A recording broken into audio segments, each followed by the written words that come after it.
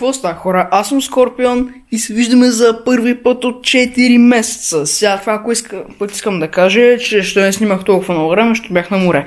Готово. Това беше оправданието ми. Не съм бил на море 4 месеца, просто исках почивка малко от канала и да, другото, което бях на море, тъй че няма да губим време. Направо да започваме, както сте видели от заглавието. В днешното видео ще направя анбоксинг и сетъп на ето този монитор, който пристигна току-що. Ще му направим анбоксинг и ще го сетъпнем на ето това хубаво мое бюро. Как мога видите, изглежда отвратително в момента, тъй като тук имаше стар монитор и вече го няма, тъй като сега го сменям с такъв нов.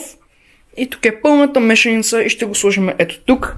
Като сега, разбира се, първото нещо, което е, ще направим анбоксинг и малко ревю на монитора. Линк за монитора ще има в описанието и това видео не е спонсорирано, просто слагам линк, защото все пак използвам монитора и ще сложа, нали, пак да сложа линк в описанието за монитора. Като сега ще направя анбоксинга и ще ви разкажа малко повече за параметрите му. И така, ето ме, че надявам се да се виждам, ако не съжалявам, ако не се виждам хубаво и съжалявам, ако не се чувам хубаво, защото нямам микрофон на себе си, поради някаква причина и ако не се чувам хубаво, съжалявам за което, но се надявам поне да се виждам хубаво, да се надяваме. Сега, нека да направим малък анбоксинг. Така, докато правя анбоксинга ще ви говоря реално за монитора. Само да си го пробия. Ще ви говоря като параметри за монитора. За какво е подходящ, в смисъл гейминг монитор е. Така. 24 инчов LG Ultra Gear гейминг монитор с 1 милисекунда за реакция и май току-що усрах малко нещата. Усрах ли нещата?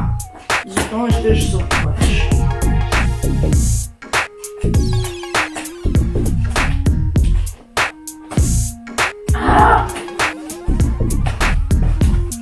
Добре, имаме малък прогрес.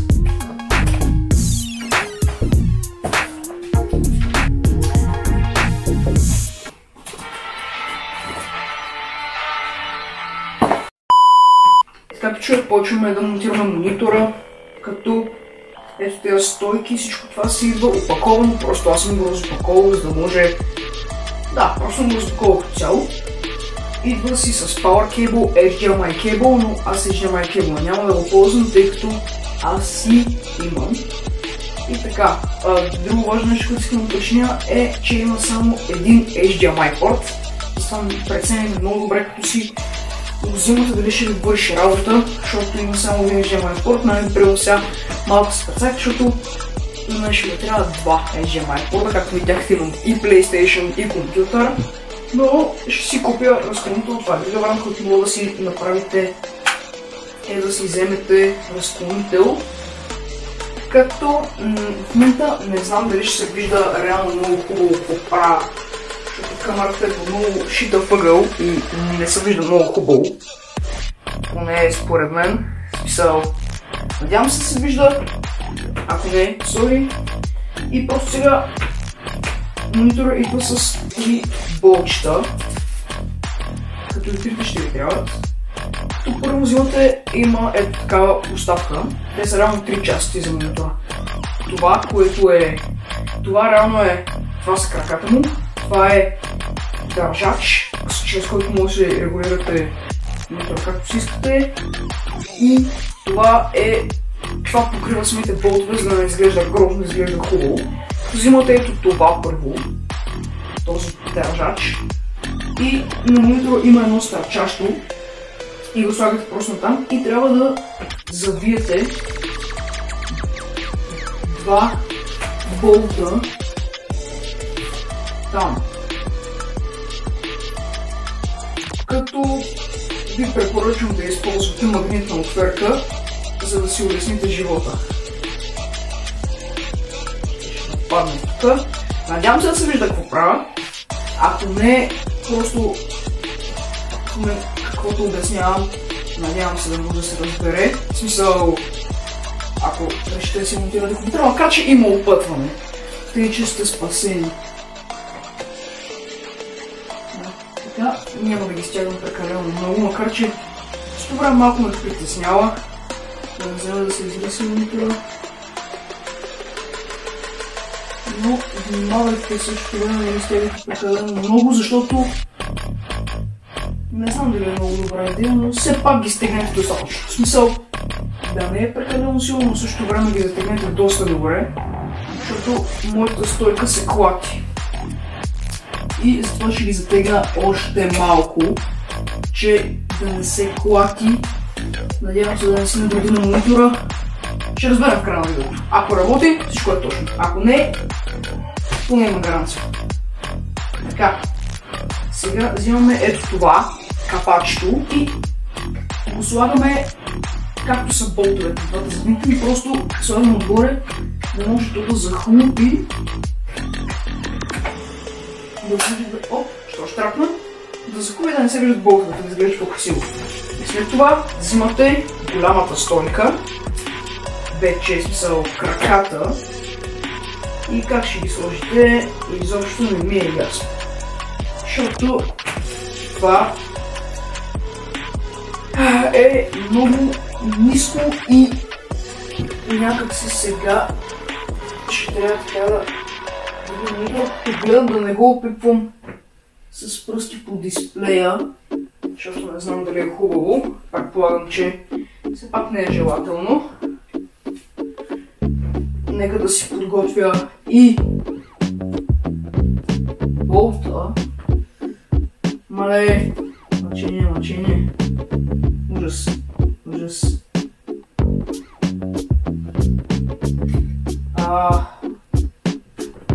Малко се притеснявам.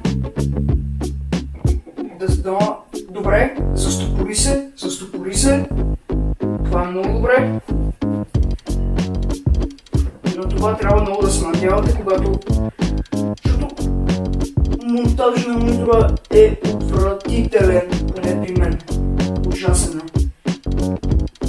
Особено ако сте един човек, наистина не е приятно да се монтира. Но пък е лесен монтажа. Бърз е, но ако сте повече хора, е наистина по-добре. Като това го затегнете колкото се може повече, за да сте сигурни, че няма да ви се изрази монитора. Даже аз малко си обелих болта, но нищо, това не е от значение, монитора е от значение. И бум! Дами и господа, монтирахме. Всичко е сложено, стойката е сложена. Буквално монтирах го. Сега ще се опитам така да го изправя. Моля да се засни като хората. И ще се опитам да го завъртя. Обаче, първо ще си преместя шиваните неща. И ще се опитам да го завъртя, като и вие внимавайте, не го опипвайте много с пръсти по дисплея. Най-вече не го натискайте, защото не знам дали е окей. Добре, ами... Пичове, не знам какво се вижда на камерата, но надявам се да го виждате. Ето това представлява монитора, разбира се, аз сега ще го монтирам на бюрото и ще ви го покажа как изглежда и на бюрото, вече с всичко монтиран, PlayStation, на всичко. И мога да го покажа, разбира се, как ще изглежда, като сега този монтаж на бюрото няма начин да го заснема, защото просто няма къде да сложа камерата и няма да се вижда нищо. Тъй че практически това е общото. И направо ще ви покажа клипче как мониторът директно е готов и как изглежда, тъй че да почнем да го монтираме. И така, пичове, монитора е монтиран на сетъпа, всичко е направено, подредено точно като за сетъп и сега е време да направя нещо като клипче, така, да ви покажа сетъпа как изглежда. Като забрах само да кажа параметрите на монитора, 24 инчов е, 1 милисекунда за реакция, 144 Hz, Full HD и поддържа FreeSync, което е уникално, особено за хора с видеокарти на AMD. Сега, разбира се, ще ви покажа такова клипче на сетъпа, като изключен и като включен, за да мога да видите, да придобите някаква представа и линкче за монитора ще има долу в описанието. И пак казвам, това видео не е спонсорирано от никой, просто все пак използвам монитора, снимам видео и предпочитам да сложа линк в описанието. Тъй че направо нека да ви показвам финалните щрихи.